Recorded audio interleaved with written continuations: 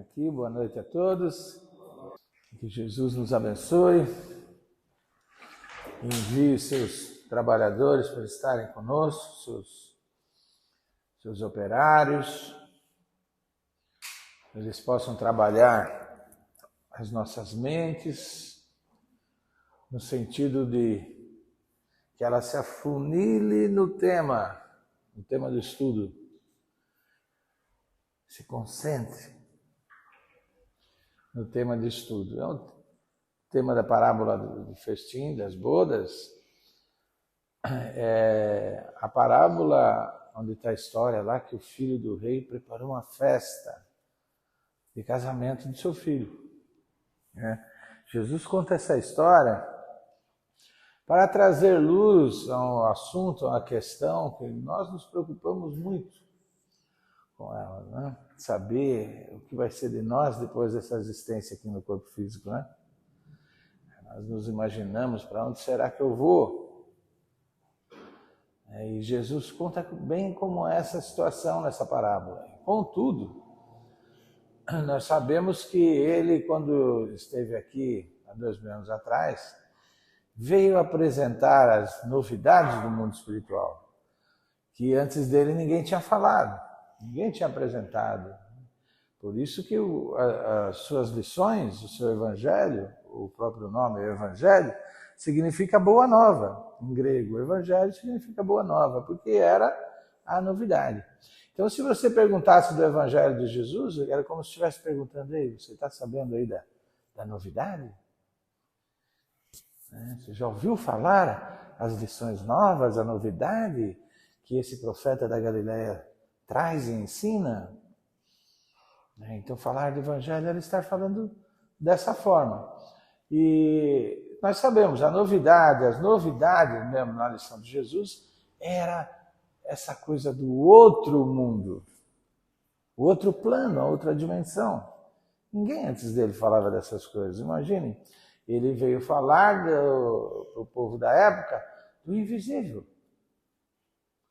Ele veio mostrar, anunciar algo que não dá para pegar, é impalpável, intangível, invisível. Que dificuldade para ensinar, anunciar essas coisas. Esse mundo invisível e suas leis, as leis que regem e dirigem esses mundos, as leis que regem o mundo moral. O moral significa o comportamento. As lições morais são aquelas lições que afetam diretamente o comportamento. Uma lição moral tende a dizer, não haja dessa forma. Procure reagir dessa outra forma. Procure não ser assim. Procure ser desta maneira. Quer dizer, está procurando mudar, alterar, ensinar um comportamento. Quando as lições têm esse objetivo, a gente fala que são lições morais. E são essas lições que Kardec separou para colocar no Evangelho segundo o Espiritismo. Porque outros pontos do Evangelho são estudados em outros livros da codificação. Os milagres são estudados, os chamados milagres, estudados na Gênesis.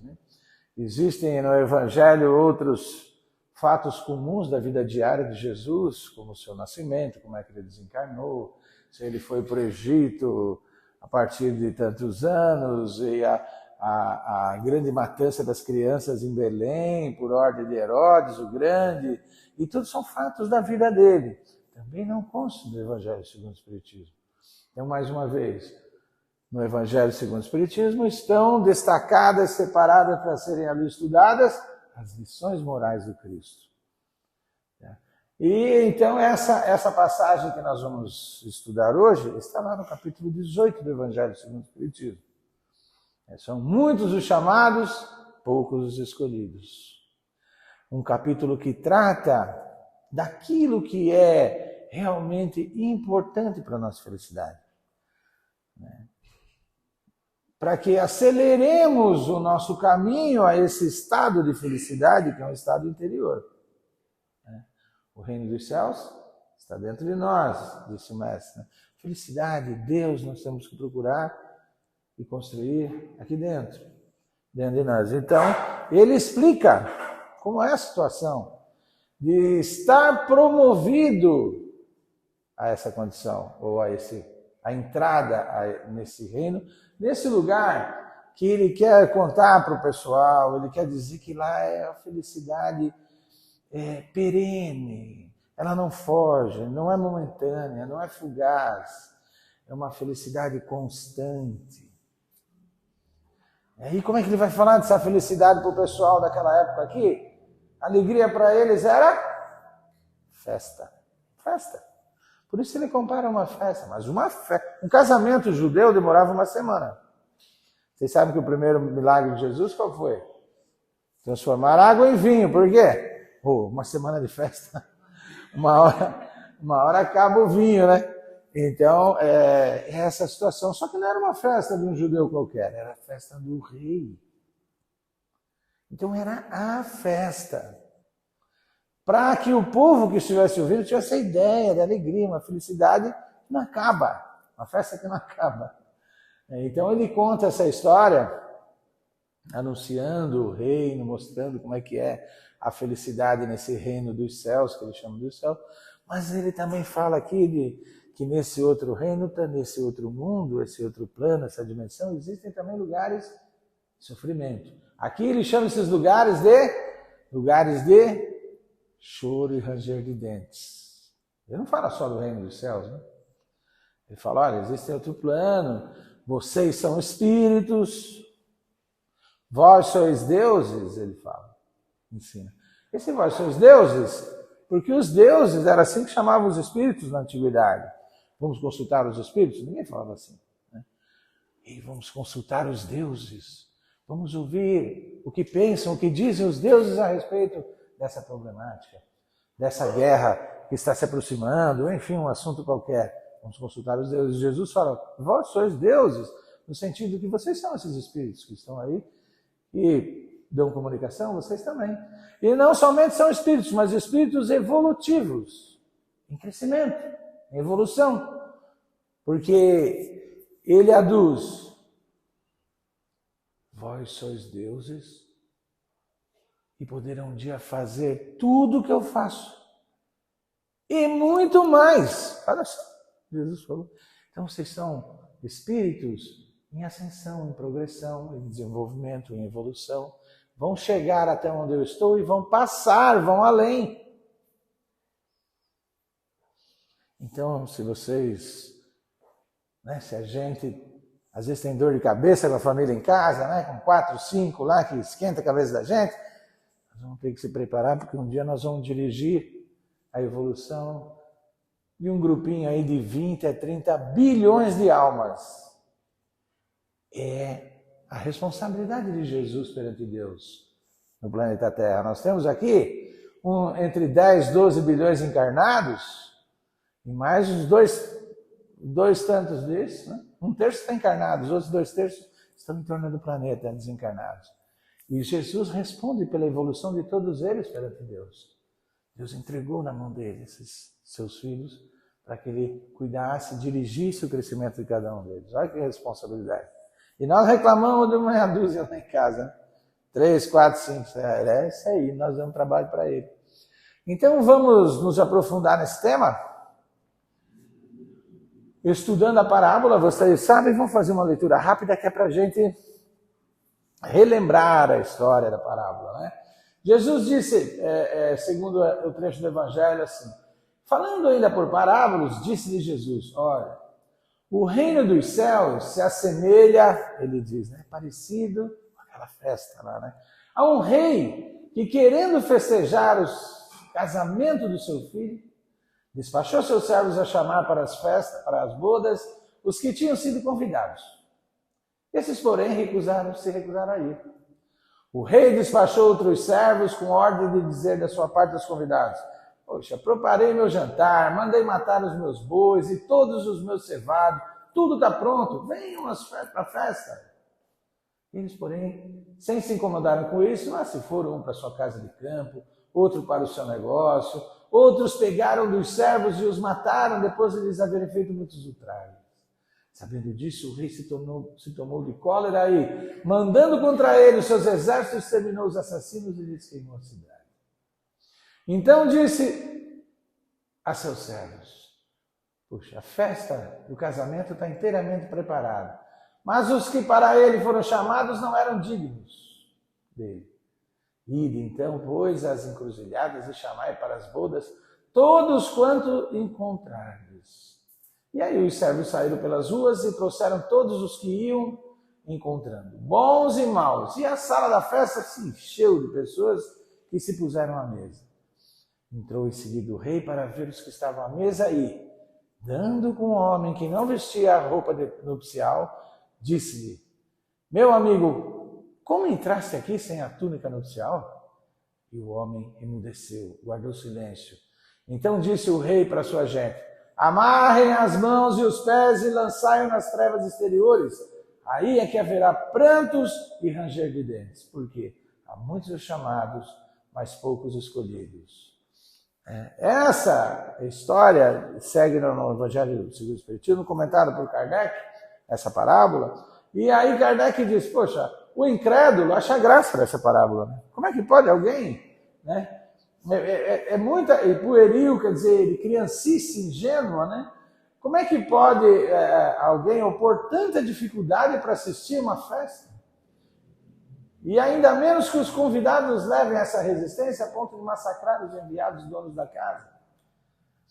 O incrédulo diz: as parábolas a gente sabe sem dúvida que são imagens, uma história simbólica, mas mesmo assim é preciso que elas não ultrapassem os limites do verossímil. Pode ser uma coisa também muito incoerente, muito ilógica. Né?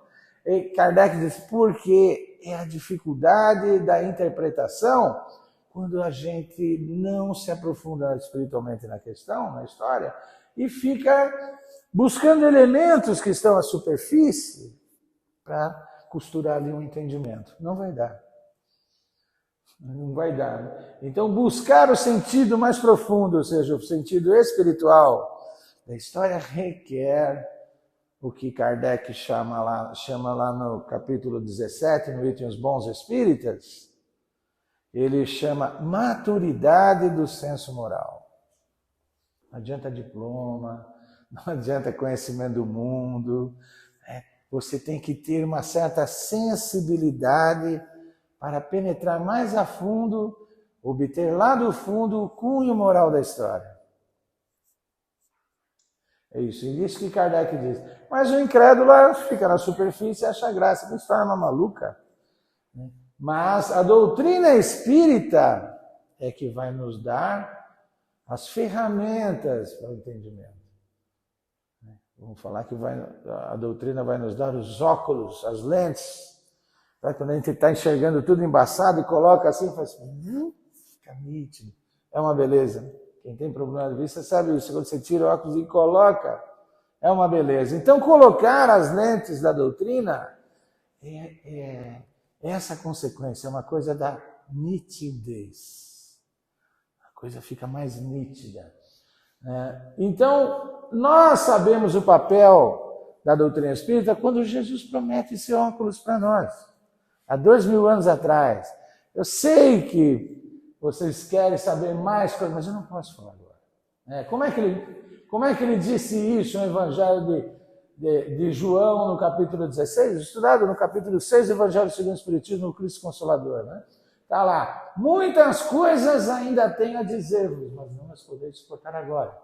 Mas quando vierem os óculos, quando vier o Paráclito, o Espírito de verdade, ensinar-vos a toda a verdade. Aí a gente vai poder se aprofundar nessa história, nessa questão do outro reino, do outro mundo, de ser espírito. Como é que é isso? Ser espírito evoluindo. Como é que é a evolução espiritual? Como é que é ir lá para essa festa? Não poder ficar lá, se sustentar num lugar desse e acabar sendo, pelas leis naturais, as leis de Deus, expulso dessas dimensões. E ir parar num lugar de sofrimento. Como é que é isso? Então, eu não posso entrar nesses detalhes agora, dizer Jesus, mas eu prometo que vos enviarei os óculos para vocês obterem a nitidez para o entendimento dessa questão. E aí, ele diz que o Espírito de verdade ensinar-vos a toda a verdade, porque não falará por si mesmo, mas dirá o que ouvir e anunciar-vos-á as coisas que virão. E então, agora vamos colocar o óculos. Para a gente entender essa questão das várias dimensões, dos vários planos da espiritualidade, dos planos onde a felicidade vibra com mais intensidade. Outros planos onde essa felicidade nem vibra. Nem há essa frequência de esse sentimento que vibre nessa frequência. Não há. Como é que é isso? Então nós vamos dar um salto lá para a questão 27 do Livro dos Espíritos, que é uma das mais importantes. E a gente pegar sozinho para ler essa questão, ela embaralha tudo, viu? É meio complicada.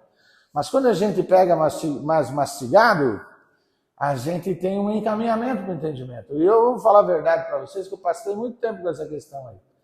Aí eu vi o que um falava, o que outro estudioso falava, fui pegando e falei, então quer dizer isso. Isso o quê? Isso que nós vamos mostrar agora. Que tudo no universo são três coisas. Questão 27 do Livro dos Espíritos. Tudo no universo são três coisas. Se vocês tropeçarem em alguma coisa, lá naquela galáxia mais distante que existe, que o James Webb agora está revelando para a gente, o Hubble já mostrou coisa lá longe mesmo. Se vocês tropeçarem em alguma coisinha lá, é uma dessas três coisas. Deus, Espírito ou matéria. Mas ninguém vai tropeçar em Deus, então se tropeçar em alguma coisa lá, ou é matéria ou é Espírito, porque não tem outra coisa. Isso é doutrina espírita. Tá? Só existem essas duas coisas no universo, Espírito e matéria. Tá? O Espírito, nós aprendemos no Livro dos Espíritos, que é o princípio inteligente do universo. Princípio inteligente, também dei uma penadinha quando eu comecei a estudar a doutrina espírita para entender essa coisa de princípio inteligente, porque eu queria entender princípio inteligente com o princípio, com a ideia de início, de começo. Não tem nada a ver com isso. É o princípio no sentido, como sinônimo de agente, o agente inteligente. Tá? Assim como numa fórmula química tem lá o princípio ativo da fórmula. Do remédio, não tem o princípio, é nesse sentido, o agente ativo do remédio. Então, o princípio no sentido de agente, é o princípio inteligente, o agente inteligente, o princípio espiritual, só que tudo é sinônimo um do outro. Tá? Tudo é a mesma coisa. É que a gente pega nos livros, um autor lá fala, o princípio espiritual, a gente fala, mas será que ele está querendo dizer o princípio inteligente? Tá, mas ninguém avisa, né? Então a gente tem que ir lendo, e pela gente mesmo, chegando a essa conclusão, é tudo sinônimo. Tudo isso aqui é sinônimo na doutrina espírita. A mônada, já ouviram falar? Não é um termo espírita. É um termo oriental, mas já pegou, ninguém tira mais da doutrina, né? Fala a mônada como sinônimo de princípio inteligente. Tá? A mônada é aquela sementinha, espírito, sementinha, que vai evoluindo, vai se transformando, vai realizando experiência através dos reinos da natureza, dos reinos minerais, né? Do vegetal, do animal, do hominal, vai para o angelical e além. Vai mais assim. Tá? A consciência, também falam da consciência no sentido de o agente espiritual. Bom? E a contraparte espiritual, né? A ciência tem muita tradição materialista na ciência. Então, quando eles começam a perceber alguma coisa que não é matéria, na matéria, em vez de eles falarem espírito, alma, essas coisas, não dão um braço a torcer, eles falam a consciência, a contraparte espiritual, mas está se referindo ao elemento espiritual, ao princípio inteligente. Tá? E do outro lado, a matéria, na sua constituição mais simples. Sabe o que é a constituição mais simples? É aquela menor parte que podemos encontrar e dividir da matéria. Aquela parte, como diz o nome, elementar. Tá? Elementar, matéria elementar. Desde a época dos gregos antigos, eles já se preocupavam com essas coisas. Os primeiros filósofos, antes de Sócrates, chamados pré-socráticos, do que tudo é feito? O que será que tudo é feito? Eles não tinham nunca, jamais, ferramentas, microscópios, essas coisas de hoje, nada. Então eles elaboravam suas teorias só a partir da ferramenta raciocínio. Eles pensavam, bom, se eu pegar um pedaço, uma barrinha de ferro, uma coisa assim, quebrar no meio, jogo a metade fora, fico com a metade, né? Quebra no meio de novo. Vou jogando a metade fora, quebra no meio, jogo a metade, quebra no meio. Uma hora não vai dar mais para quebrar na metade. Eu vou chegar num elemento que é indivisível. Eu cheguei na menor parte da matéria. A parte não divisível. Divisível ou dividir, ou dividido em grego é tomo. Tomo. E a partícula A é uma partícula negativa. Né? Se você quer dizer uma coisa que não é normal, você fala anormal. Né? Quer dizer, não normal. Então, não divisível é átomo. Então, os atomistas gregos já tinham essa ideia de que existe o elemento mais básico da matéria. Né? Aquela partícula mais elementar e divisível. Depois, os cientistas mais recentes utilizaram esse termo, átomo, para outras coisas, mas só que depois eles foram descobrindo que o átomo deles podia ser dividido também, né? Era formado por partículas menores, prótons, nêutrons, elétrons. Descobrimos do que tudo é feito, de prótons e nêutrons. Né? Mas só que depois eles descobriram também que os prótons e nêutrons eram feitos de partículas menores ainda, os quarks. E agora, descobrimos do que tudo é feito, de quarks. E assim vai indo.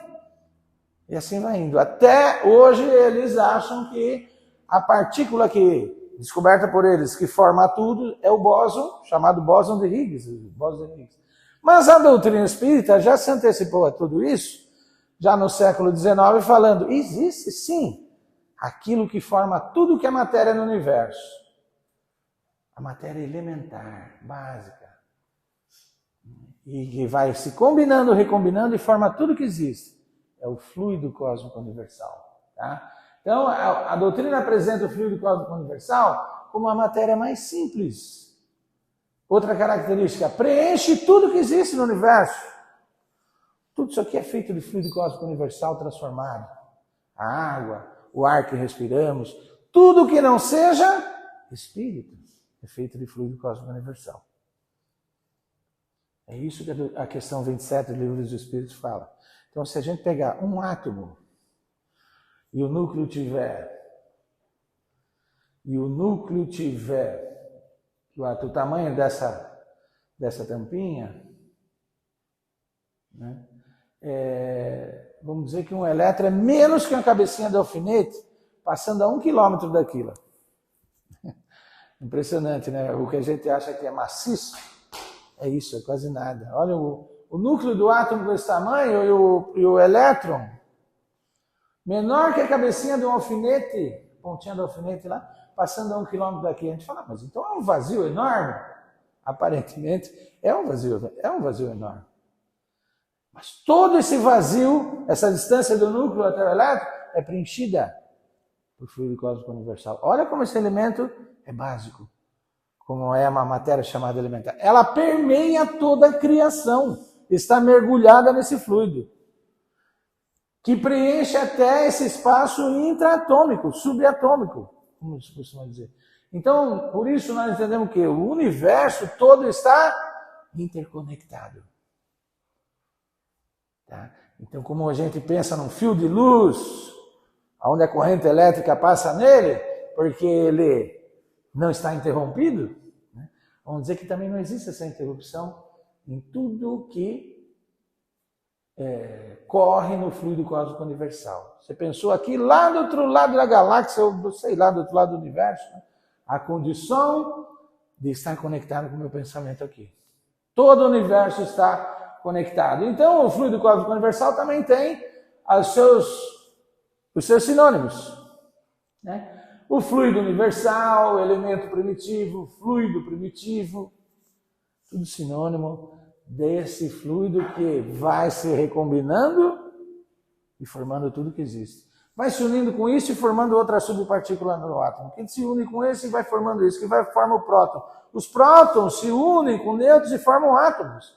Átomos se unem uns com os outros e formam moléculas. As moléculas se unem e formam proteínas, outras coisas, substâncias que nós conhecemos, substâncias. E tudo, no fundo, se fizer o caminho de volta, vai chegar, nós vamos chegar no fluido cósmico universal. Forma tudo que existe. Então, com os óculos da doutrina espírita, nós vamos entendendo que há espírito e matéria, o princípio inteligente, e a matéria elementar, o fluido cósmico universal. Né? André Luiz fala nos livros dele, o plasma divino, o alço do Criador. Né? Esse princípio inteligente, a mônada, vai se transformando, evoluindo, na medida que se une a matéria e se desune. Se associa a matéria e se desassocia. E cada vez que se desassocia, ela leva consigo as experiências daquela união. Isso desde os reinos mais simples até os mais complicados, angelicais, a encarnação de um Francisco de Assis. Ele desencarna e leva o aprendizado, a bagagem das experiências dessa última encarnação. E assim é que a mônada, o princípio inteligente, o espírito, vai se transformando em seu desenvolvimento. Mas a matéria também sofre a sua transformação de um processo diferente. Ela se transforma a partir da ação do princípio inteligente. O princípio inteligente é que age na matéria e cada vez que age, transforma a matéria. Mas não precisa ser uma ação consciente. Eu vou transformar a matéria e transformo. Assim também transforma, mas sem estar consciente disso, você está transformando a matéria. Por quê? Porque o espírito, basta estar vivo, ele está sentindo, pensando, se emocionando, né? Ele tem sentimentos, ele tem lembranças, memórias. Cada sentimento do psiquismo, porque o espírito é aquilo que pensa aqui. Tira o corpo, sobra o quê? Isso que está pensando aqui, gente. Que se emociona com uma música, aquilo que chora, que se alegra, que raciocina, elabora um pensamento, né, trabalhado, complicado, um pensamento, um raciocínio complexo. É o espírito, é a ação espiritual. Cada vez que o espírito tem uma ação desse tipo, ele pulsa aonde ele está mergulhado. Aonde? No oceano fluídico do universo, no fluido cósmico universal. E cada vez que ele pulsa, ele cria o que nós chamamos de ondas nesse oceano. Ondas com comprimentos determinados, né? Frequências determinadas, sempre frequências, ondas com comprimentos, característica ao pensamento que originou a onda, ao sentimento que originou a onda. Se a gente pegar uma bacia de água e deixar paradinha, ela está paradinha, né? Se a gente puser o dedo ali, não, vamos falar diferente. Nós estamos paradinhos numa piscina. Paradinho. A água está paradinha. Mas se a gente se mexer um pouquinho assim, vai criar uma ondinha em torno da gente, no meio onde estamos mergulhados, no meio líquido onde estamos mergulhados.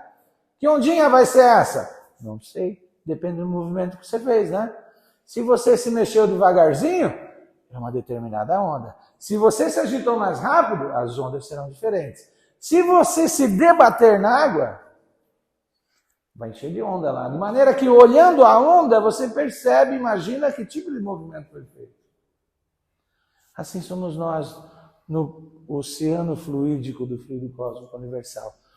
O espírito, independente do corpo, agora sem corpo, o espírito, o sentimento do espírito cria pulsos nesse oceano fluídico, nesse mar fluídico do fluido cósmico universal. Nosso pensamento, conforme a natureza do pensamento, se é uma prece, se é um pensamento de ódio, vai criar um tipo de onda, outro tipo de onda, com outra frequência diferente. Ondas grandes têm baixa frequência. Quando a gente eleva a frequência do pensamento, a gente cria ondas assim, bem pequenininhas.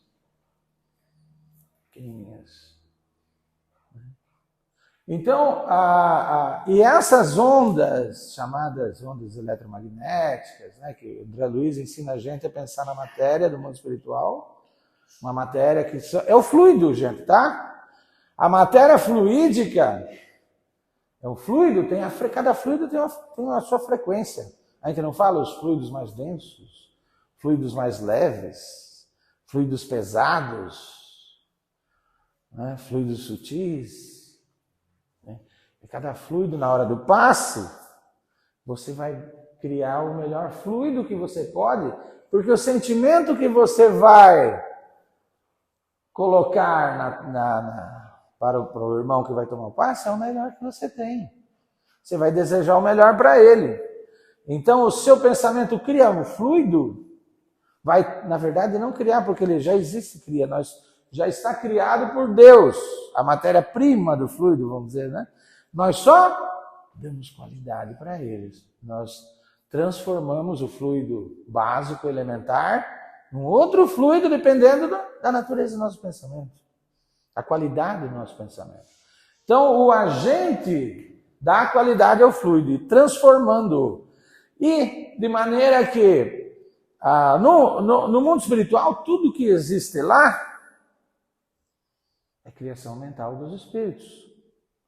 Como foi criado como foi construído o nosso lar, né?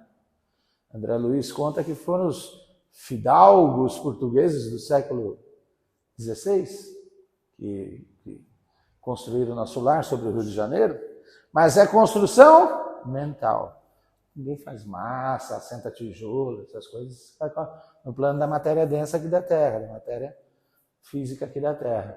Então tudo lá é construção mental. O umbral é construção mental dos espíritos em dificuldade reunidos ali naquele local. Se nós tirarmos todos os espíritos do umbral, o umbral vai se desvanecendo, se desmanchando. Porque os pensamentos que sustentavam aquela criação não estão mais ali. Os espíritos que pensavam e sustentavam pelas suas inferioridades aquela região umbralina, fluídica, não estão mais ali e aquilo se desvanece. Certo? Então, voltando, a mônada do espírito, o princípio inteligente, evolui em reencarnações sucessivas, um processo de purificação que vai ao infinito.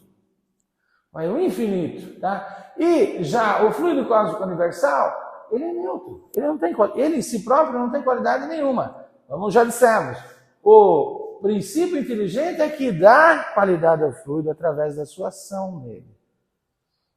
Consciente ou inconsciente, ele age. Quando a gente está pensando, né, sozinho, alguma coisa, nem sonha que estamos enviando esse pensamento. Eu falei que pela onda na piscina nós sabemos se alguém se mexeu um pouquinho ou se veio correndo de lá e pulou na água com tudo, a gente sabe, alguém caiu na água aí. Né? Também pela natureza do pensamento, quem se aproxima e fala, está com raiva. Esse é fluido de raiva, é frequência do ódio. Ele está em prece. De maneira que ele pode sintonizar aquela frequência a ponto de saber até que pensamento é. Que Paulo já dizia, nós somos cercados por uma nuvem de testemunhas. Não só porque está vendo, mas está sabendo o que está pensando. E na Gênesis, Kardec fala no capítulo 14, que estuda os fluidos, que quando a gente imagina, por exemplo, que planeja um assassinato, é como se passasse um filme no nosso perispírito, com todas as cenas que a gente está ideando. Olha o que está colocado lá. Mas então, o fluido cósmico universal sofre transformações múltiplas pela ação do princípio inteligente. Tá? E passa por infinitas combinações. Isso aqui é fluido cósmico universal.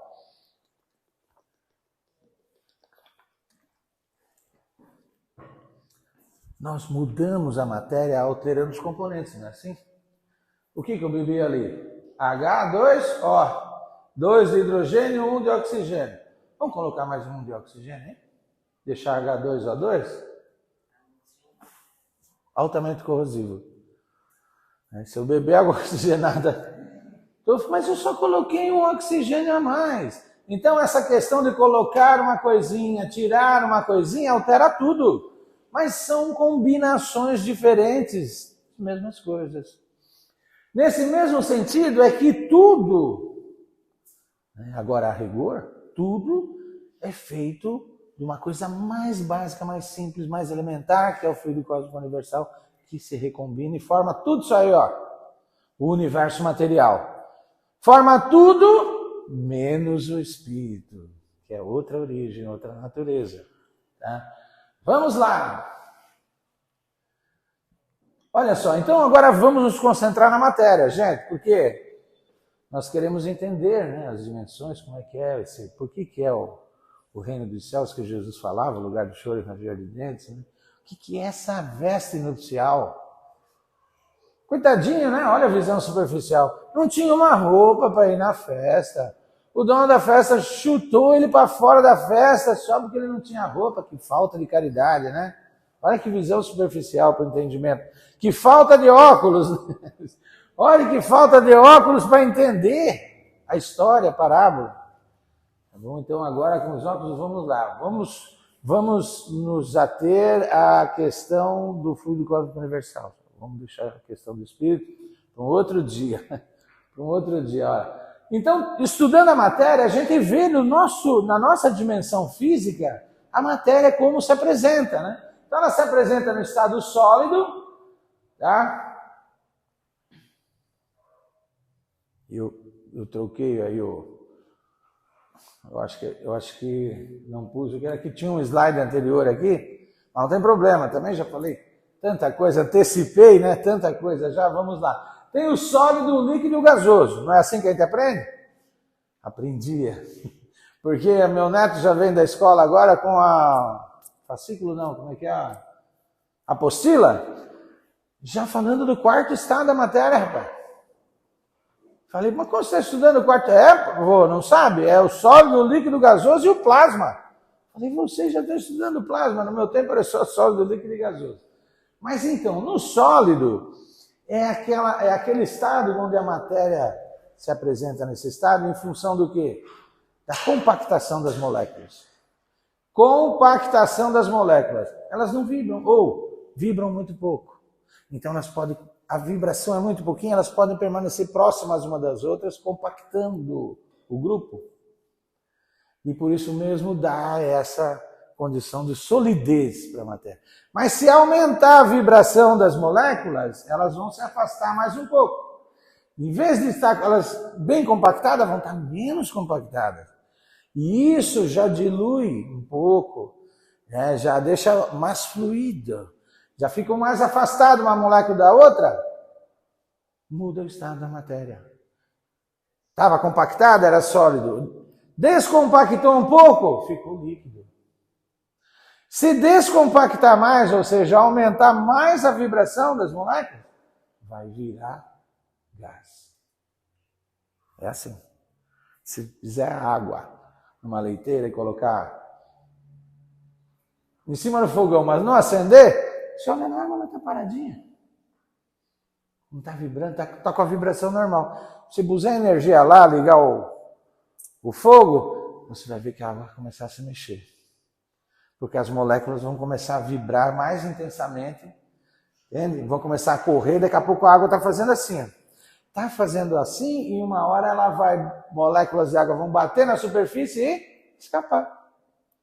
A água escapa, porque a vibração é tanto lá dentro, a agitação, né, que ela começa a escapar da superfície e vai para o estado de vapor ou gás.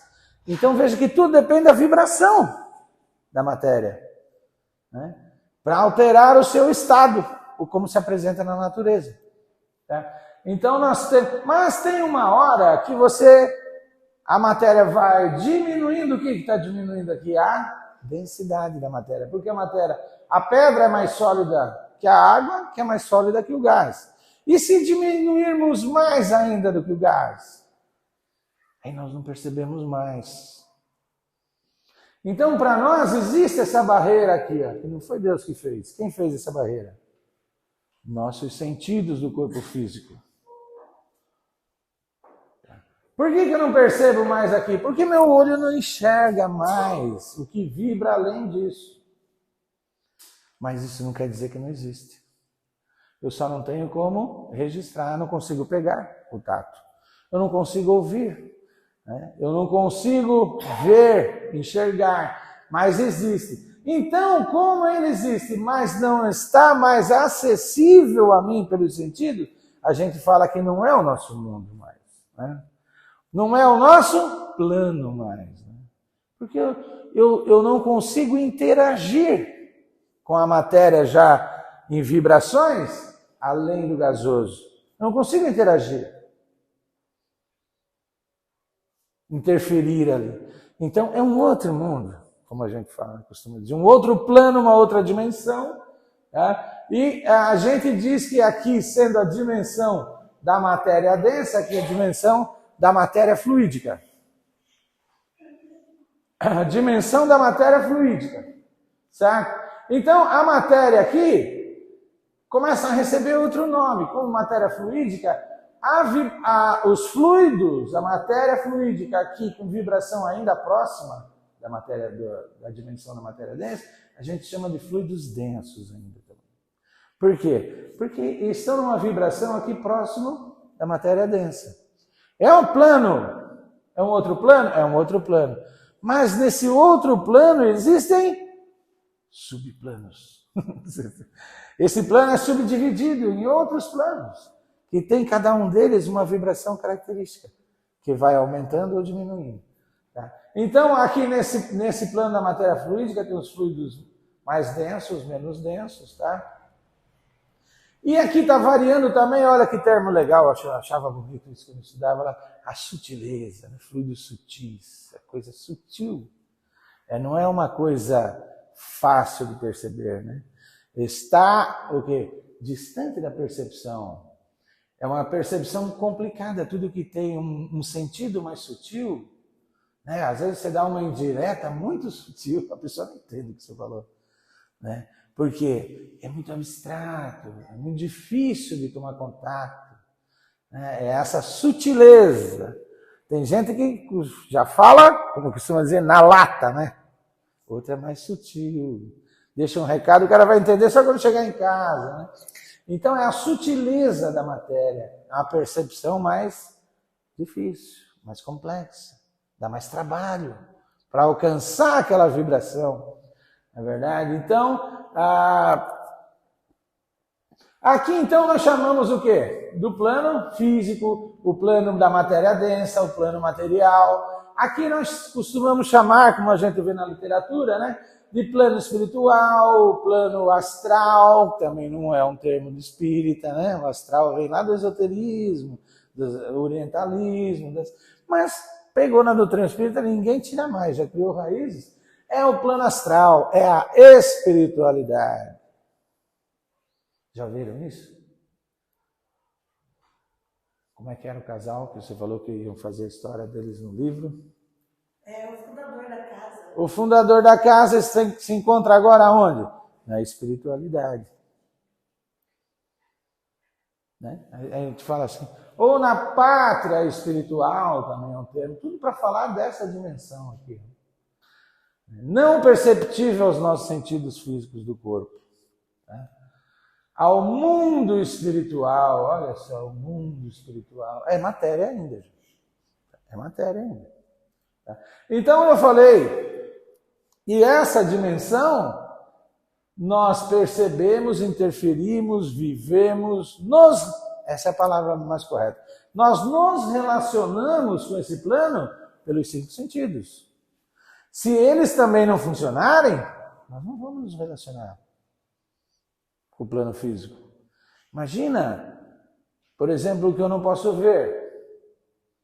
Minha relação com o mundo já está restrita, né?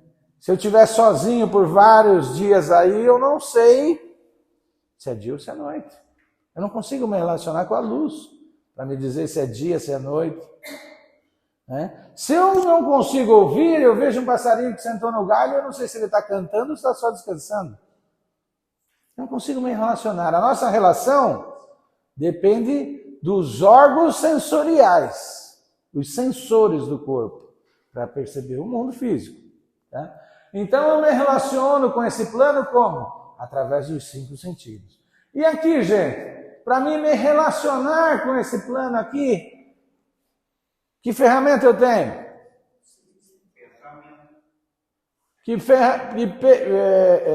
Imagine que existe o pensamento na espiritualidade do plano astral e eu preciso me relacionar com esse pensamento de terceiros, por exemplo. Como que eu percebo o meu entorno no mundo espiritual, meu entorno fluídico, o mundo fluídico, aonde eu estou? Seja o reino dos céus ou o lugar de ranger de dentes, né? Como é que eu relaciono? Pelo meu... Quase, a primeira sílaba você acertou. Perispírito. Não.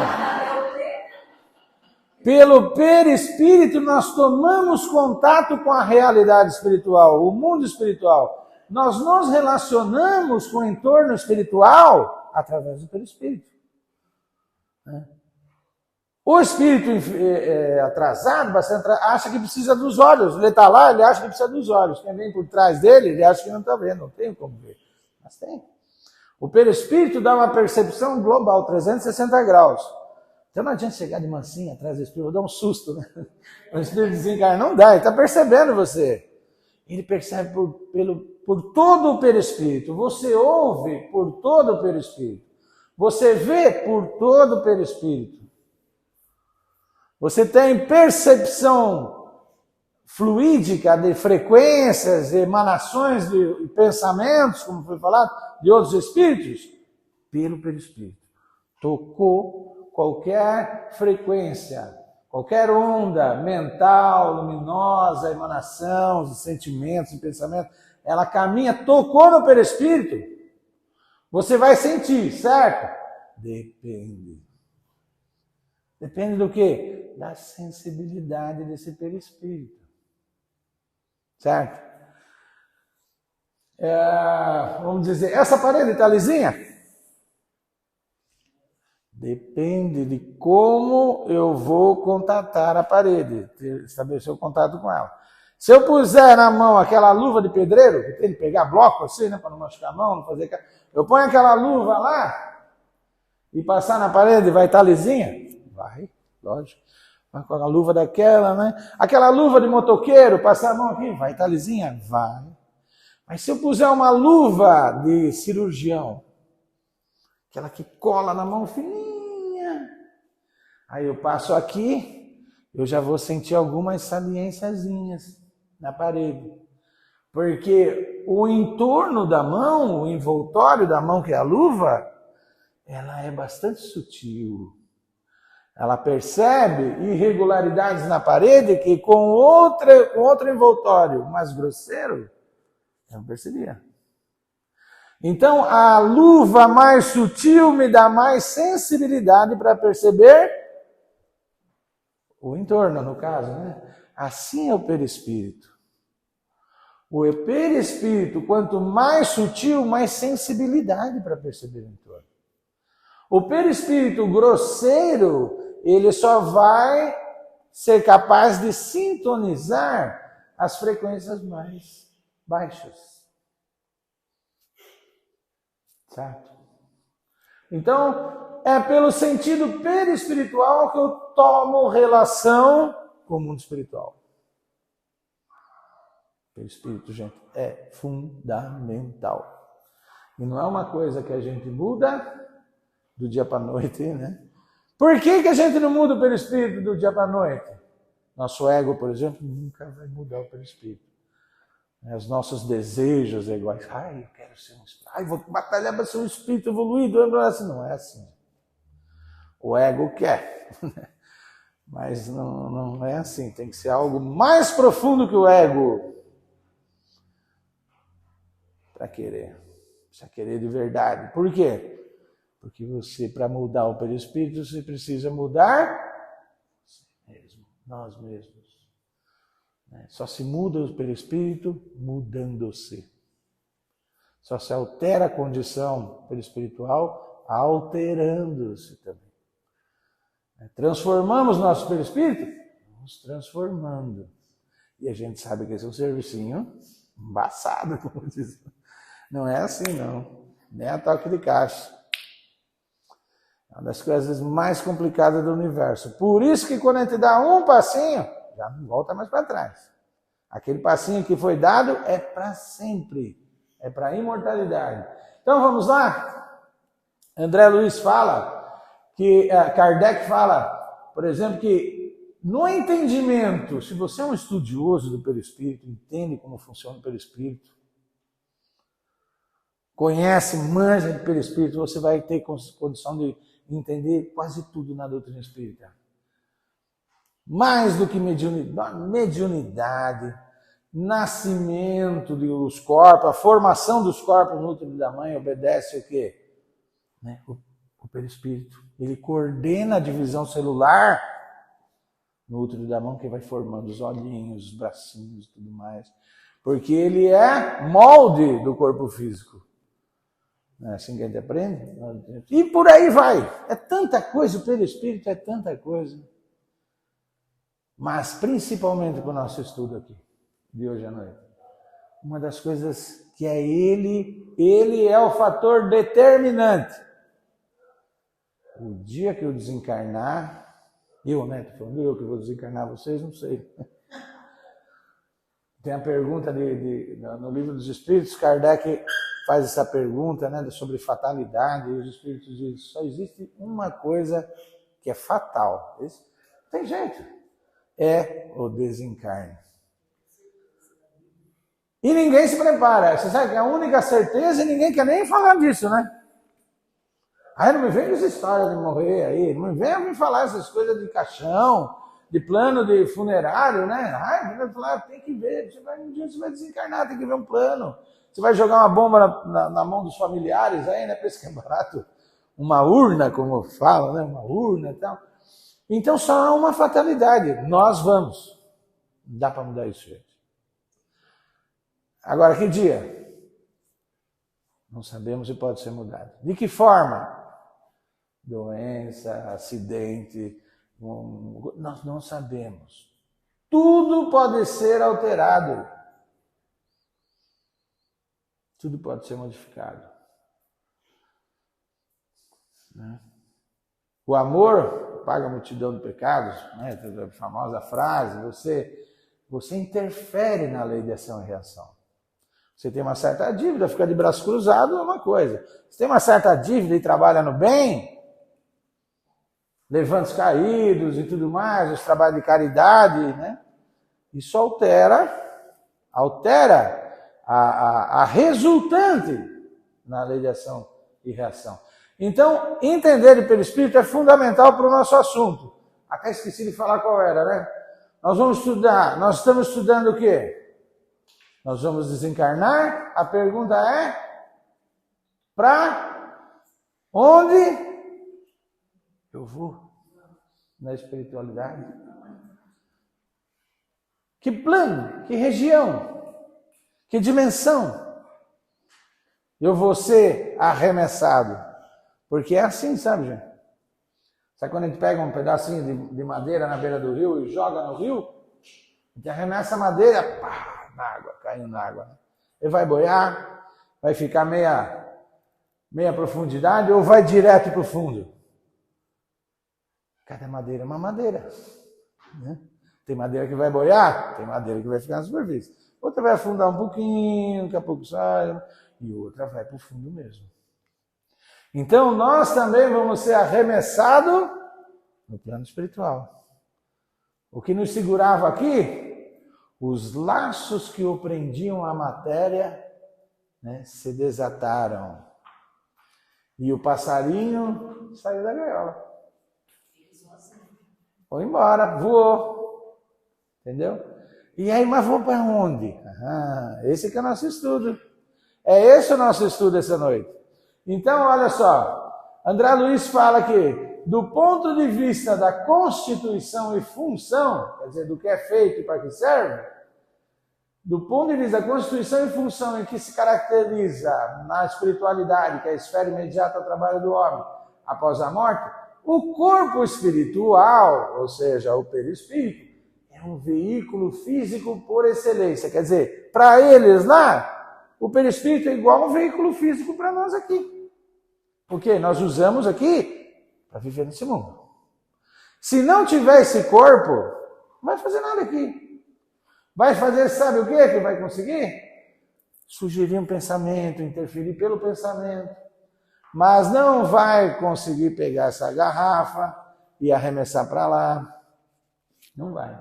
Vai precisar de técnicas muitíssimo especiais. Condições especialíssimas que tornam esse fenômeno raríssimo. Que a gente sabe que são os fenômenos do efeito físico. É muito raro. 99,99999 dos espíritos que estão na espiritualidade adorariam vir aqui fazer uma bagunça, viu? Virar isso aqui de cabeça para baixo, de perna para mas não conseguem. Eles não conseguem o quê? Não conseguem se relacionar com esse mundo, porque a distância vibratória é muito grande. Então eles querem pegar a garrafa, a mão, passa. Então, para viver nesse mundo, precisa de um corpo desse mundo. Para viver na dimensão física, precisa de um corpo físico. Para viver na dimensão espiritual, nós vamos usar o corpo espiritual, que para eles é o físico deles. Né? Aproveitar que estamos já com ela na mão. Então, olha só. Com sua estrutura eletromagnética. Olha como André Luiz define o perispírito para nós. É um campo eletromagnético em torno do espírito. Em torno do espírito é criado vários campos. Um campo que vai mais distante, campo eletromagnético, oriundo do pensamento, sentimento, vontade do espírito, quem ele é, o que ele pensa, do que ele gosta, do que ele anseia, seu objetivo, o que ele procura da vida, como ele gosta, o que dá prazer para ele, o que dá alegria, tudo isso. A resultante é um campo. A somatória média de todo o seu jeito de ser é um campo aqui mais íntimo, mais colado ao espírito, é o perispírito. Depois, pessoal aqui, eu acho que dá para dar esse exemplo, mais antiguinho igual eu, as televisões antigas, quando você ligava de tubo de imagem, né, você ligava, tinha várias emissões eletromagnéticas invisíveis. Você chegava com a mão perto da tela, não ia sentindo nada, não ia sentir. Daqui a pouco você chegava, você sentia uma irradiação invisível, mas era bem sutil. E você sentia que tocava, aqui tinha um campo eletromagnético em torno da tela, pertinho da tela. Era um campo eletromagnético ali de emissões da tela, do tubo. Né? Depois tinha outros que vinham mais distante, a gente não percebia, e outros que iam mais além, a própria luz da TV. Então o perispírito é um campo eletromagnético em torno do espírito que envolve o espírito inteiro. Envolve o psiquismo. O espírito é um psiquismo ambulante, encapado por esse campo, pelo perispírito, envelopado pelo perispírito, por esse campo. É o nosso, é aquilo que pensa, que fica triste, que se assusta, tudo isso é aquilo, não é nada com o corpo. O corpo sente as reações, o impacto, depois vem a descarga de adrenalina, vem sono, vem conforme o sentimento. Mas o psiquismo do espírito desencarnado é o psiquismo encapado por esse campo eletromagnético, que é a definição que André Luiz dá. Tá? Então, olha só, qual o meu destino depois da morte do corpo físico? Qual o meu destino? O que dizer? Eu te pergunto, para onde eu vou? O que vai ser de mim? Né? Olha só, é o seu perispírito que vai dizer para onde você vai.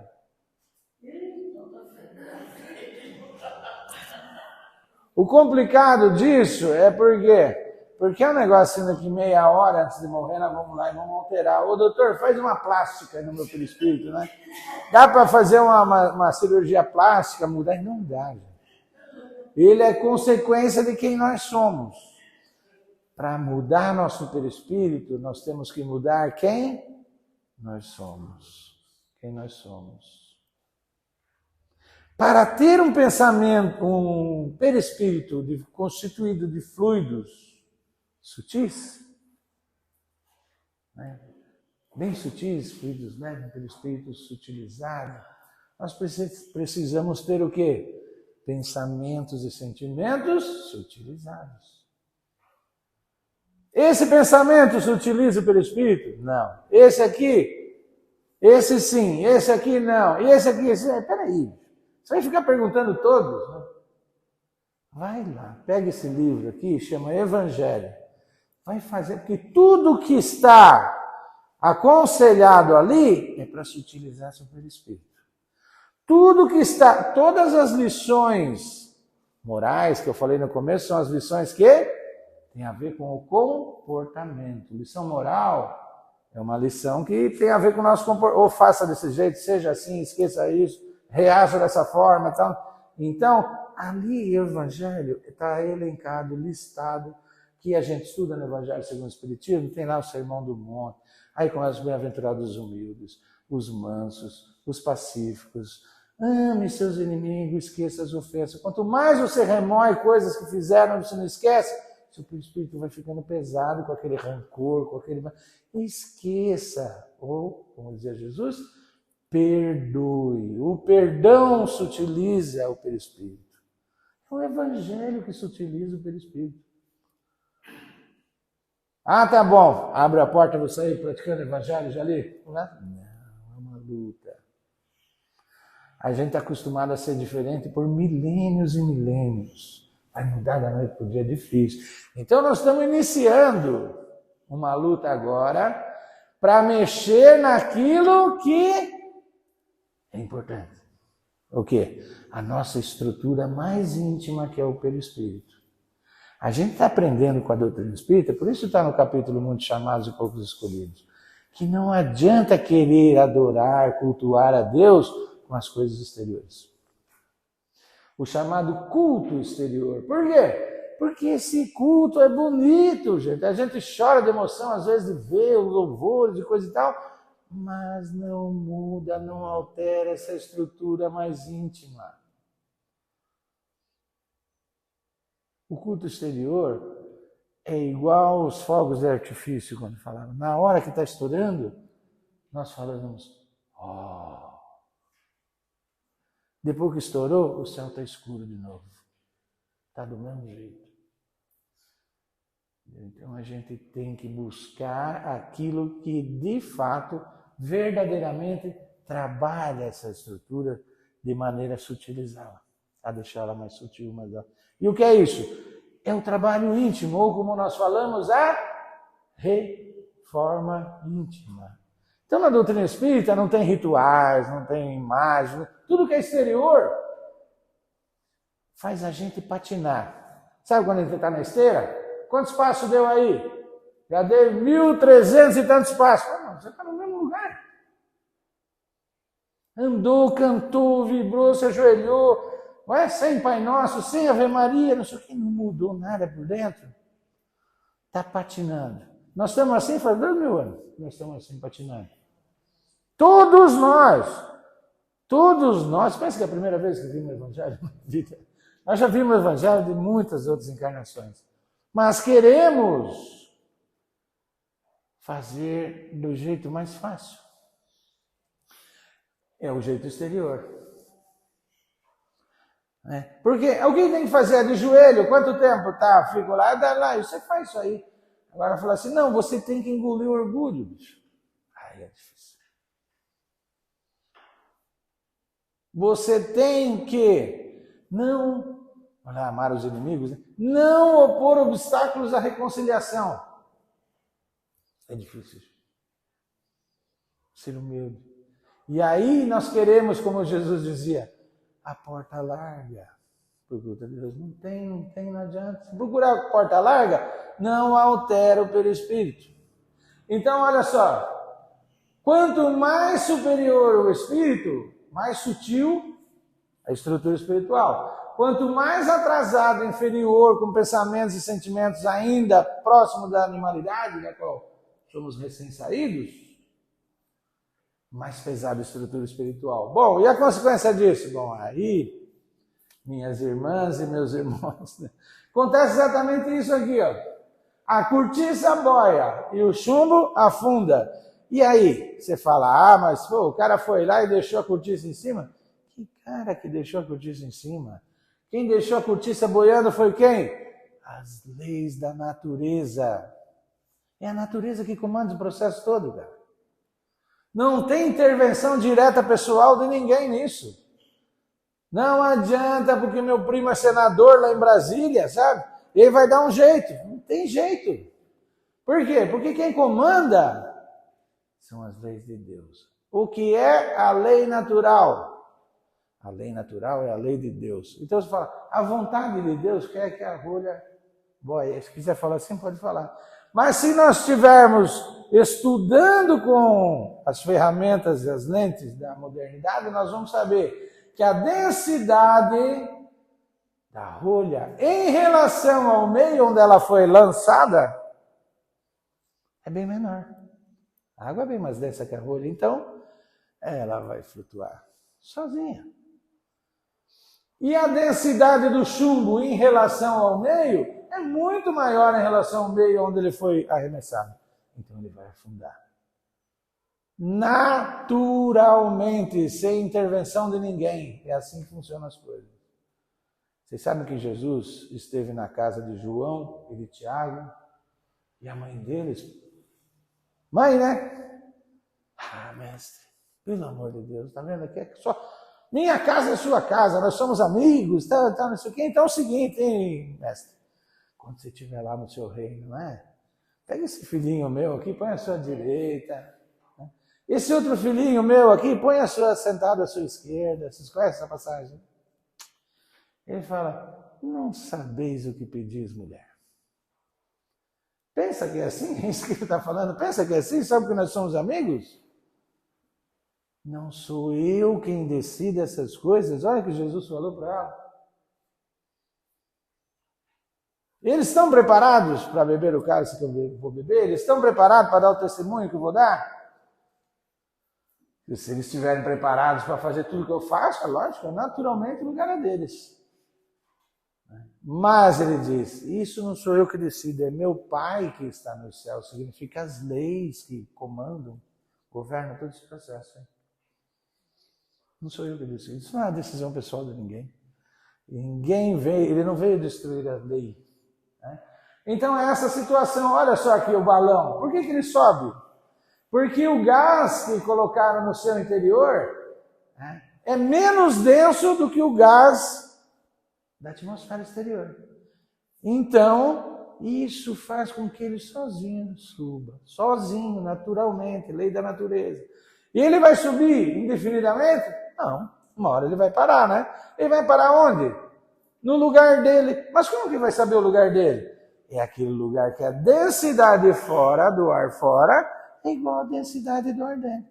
Pronto, ele encontrou seu lugar. Vocês compreendem como que o convidado entrou na festa e o rei olhou e falou assim, rapaz, só me conta uma coisa, como é que você conseguiu chegar aqui, cara? Com esse envoltório, com essa roupa, com a roupagem, com esse veículo, a roupagem fluídica. Você está brincando comigo, né? Só pode, porque ninguém fica aqui com essa roupa. E quando ele fala que chama os servos, amarre pé e mão e joga nas trevas exteriores, alguém está sustentando ele aqui? Solte. Porque se você pegar o chumbo e levar lá na superfície, você segura na mão lá, né? Fica lá, superfície d'água e o chumbo aqui está mais... Ele sozinho, solta ele, ele vai para o fundo. Então é o que ele falou ali. Certo? Então, para encerrar o entendimento da questão é que nós não temos que estar lá nesse lugar, enquanto não comprovarmos fluidicamente pelo envoltório que estamos promovidos a isso. Se nós formos lá, vamos estragar tudo. Aqui quando chegou antes do centro, alguém limpou, varreu, tá tudo limpinho, agora vem alguém lá do mangueirão, lá do curral de bota, entra aqui dentro. Poxa vida. Aqui entra quem está com o pé limpo, tem um tapete ali na porta, de sinal, fala assim, ó, você está com o pé sujo, pô. Né? É assim são essas sociedades. Esses lugares, imagine só. Se você pensar, não estou falando que você vai falar nada, se você pensar, entrou alguém mais bem arrumada ali e tal, você fala assim, mas que metidinha, não, aquela menina lá é uma metida mesmo, tudo. Pronto. Aquele pensamento nesse mundo, nessa sociedade, é igual se gritasse o pior palavrão que existe aqui dentro. Aqui. O choque que ia ter aqui, igual um trovão que rompeu aqui dentro. Lá é assim. Então eles olham para você igual, tipo assim, um retardado mental que precisa ir para uma classe especial. Porque uma pessoa especial, como a gente chama, tem um retardamento. Não é normal lá. O que você está fazendo lá? Estragando o lugar. Estragando o lugar lá. Então, não se fica lá. Você vai para o seu lugar, aprende, ou vai num lugar que nem limpa essa bota, ou toma um banho. Primeiro, quando você estiver limpinho, perfumado, você vem aqui é uma festa de casamento. Tá? Então, é nesse sentido que, vamos passar aqui, ó, não deu, que existe na dimensão lá, a dimensão do choro e ranger de dentes, que é isso do filme Nosso Lar, né, tem essas cenas que são lugares difíceis. Você precisa, para ser socorrido daí, purgar ali os detritos fluídicos aderidos ao perispírito mais denso. Queimar, eles falam. Queimar o que tem de mais pesado no perispírito, para dar condições aos socorristas retirarem você dali, levar para o nosso lar, continuar um tratamento de readaptação, de harmonização e tudo mais. Essa é a função da colônia. Existem os planos médios, né, que aqui não é o reino dos céus nem nada, né? São colônias em cima do umbral para tratar os recém-socorridos dali daquela região. Planejar novos reencarnes, estruturar novas famílias, né? E existem os lugares mais envolvidos da criação, a gente não sabe dizer, a gente não tem parâmetro, não tem exemplo, não tem, no nosso português, nossa língua não tem para falar dos sentimentos que... Mas tudo para nós é amor, né? Fala amor. A gente não tem diferença de amor de pai, amor de filho, amor para o cachorrinho, meu amor pelas plantas, é amor, mas peraí, amar os inimigos é diferente. São sentimentos, a gente não tem, a nossa linguagem é pobre para as coisas do sentimento. Certo? Então, a situação de que o perispírito é que vai dizer, vai nos alocar no mundo espiritual, né? E tudo isso, né? Tudo isso a gente diz, Jesus já tinha dito, mas a doutrina vai pôr um óculos na gente para a gente entender. Gente, pelo amor de Deus, passei demais do tempo aí, né? Abusei da paciência de vocês, mas o recado é esse para todos nós. Mas que me preocupa demais. Demais eu fico, meu Deus, como está meu perispírito. É uma preocupação justa de todos nós, é a preocupação que todos nós devemos ter. Mas, em vez de preocupar diretamente com o perispírito, é quem eu sou, porque o perispírito é resultante de quem eu sou. Mas como eu tenho me saído na vida, como eu tenho reagido, quem me ofende, como é que eu sou, quero me vingar, guardo aquela raiva, tudo isso deixa o perispírito pesado. Ou deixa para lá, problema dele. Tem que se ver com as leis de Deus. Uma coisa que a gente faz errado fica queimando a cabeça da gente. Meu Deus, eu preciso consertar isso. Meu Deus, eu preciso... Essa preocupação é justa, a gente tem que ter a preocupação do cristão. Certo? Muita paz a todos.